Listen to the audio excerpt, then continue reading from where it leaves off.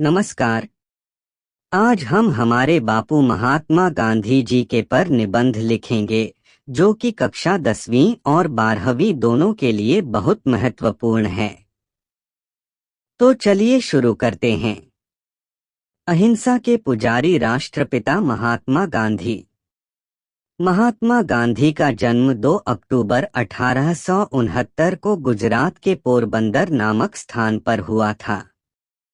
इनका पूरा नाम मोहनदास करमचंद गांधी था। इनके पिता का नाम करमचंद गांधी था।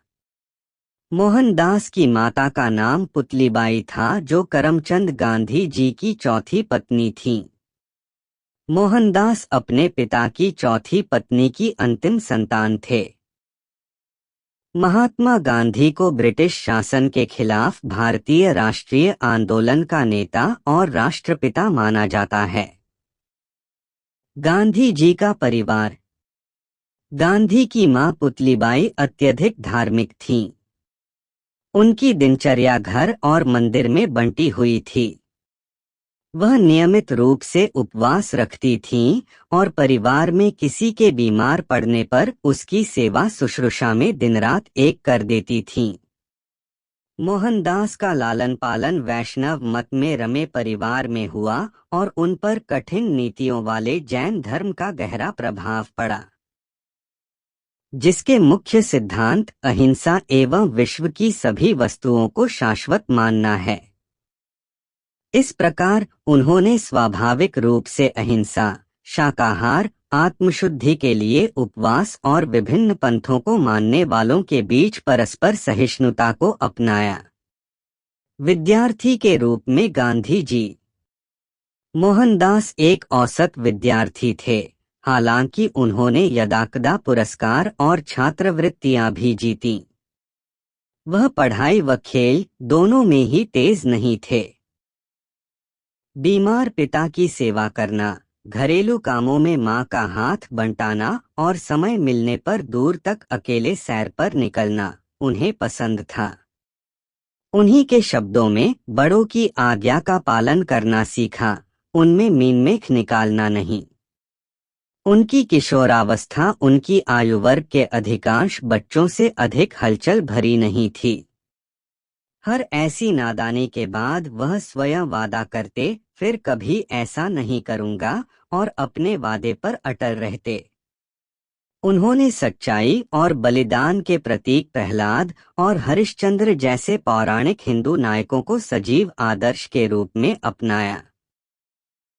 गांधी जी जब केवल 13 वर्ष के थे और स्कूल में पढ़ते थे, उसी वक्त पोरबंदर के एक व्यापारी की पुत्री कस्तूरबा से उनका विवाह कर दिया गया।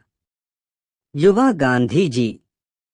1887 में मोहनदास ने जैसे तैसे मुंबई यूनिवर्सिटी की मैट्रिक की परीक्षा पास की और भावनगर स्थित सामलदास कॉलेज में दाखिल लिया। अचानक गुजराती से अंग्रेजी भाषा में जाने से उन्हें व्याख्यानों को समझने में कुछ दिक्कत होने लगी। इस बीच उनके परिवार में उनके भविष्य को लेकर चर्चा चल रही थी। अगर निर्णय उन पर छोड़ा जाता तो वह डॉक्टर बनना चाहते थे, लेकिन वैष्णव परिवार में चीर-फाड़ की इजाजत नहीं थी। साथ ही यह भी स्पष्ट था कि यदि उन्हें गुजरात के किसी राजघराने में उच्च पद प्राप्त करने की पारिवारिक परंपरा निभानी है तो उन्हें बैरिस्टर बनना पड़ेगा, और ऐसे में गांधी जी को इंग्लैंड जाना पड़ा। यूं भी गांधी जी का मन उनके सामलदास कॉलेज में कुछ खास नहीं लग रहा था, इसलिए उन्होंने इस प्रस्ताव को सहज ही स्वीकार कर लिया। उनके युवा मन में इंग्लैंड की छवि दार्शनिकों और कवियों की भूमि संपूर्ण सभ्यता के केंद्र के रूप में थी। सितंबर 1888 में वह लंदन पहुंच गए। वहां पहुंचने के 10 दिन बाद वह लंदन के 4 कानून महाविद्यालय में से एक इनर टेम्पल में दाखिल हो गए। 1906 में ट्रांसवाल सरकार ने दक्षिण अफ्रीका की भारतीय जनता के पंजीकरण के लिए विशेष रूप से अपमानजनक अध्यादेश जारी किया। भारतीयों ने सितंबर 1906 में जोहान्सबर्ग में गांधी के नेतृत्व में एक विरोध जनसभा का आयोजन किया और इस अध्यादेश के उल्लंघन तथा इसके परिणामस्वरूप दंड भुगतने की शपथ ली। इस प्रकार सत्याग्रह का जन्म हुआ, जो वेदना पहुंचाने के बजाय उन्हें झेलने, विद्वेषहीन प्रतिरोध करने और बिना हिंसा किए उससे लड़ने की नई तकनीक थी। इसके बाद दक्षिण अफ्रीका में 7 वर्ष से अधिक समय तक संघर्ष चला। इसमें उतार चढ़ाव आते रहे, लेकिन गांधी के नेतृत्व में भारतीय अल्पसंख्यकों के छोटे से समुदाय ने अपने शक्तिशाली प्रतिपक्षियों के खिलाफ संघर्ष जारी रखा। सैकड़ों भारतीयों ने अपने स्वाभिमान को चोट पहुंचाने वाले इस कानून के सामने झुकने के बजाय अपनी आजीविका तथा स्वतंत्रता की बलि चढ़ाना ज्यादा पसंद किया। गांधी जब भारत लौट आए। सन 1914 में गांधी जी भारत लौट आए। देशवासियों ने उनका भव्य स्वागत किया और उन्हें महात्मा पुकारना शुरू कर दिया।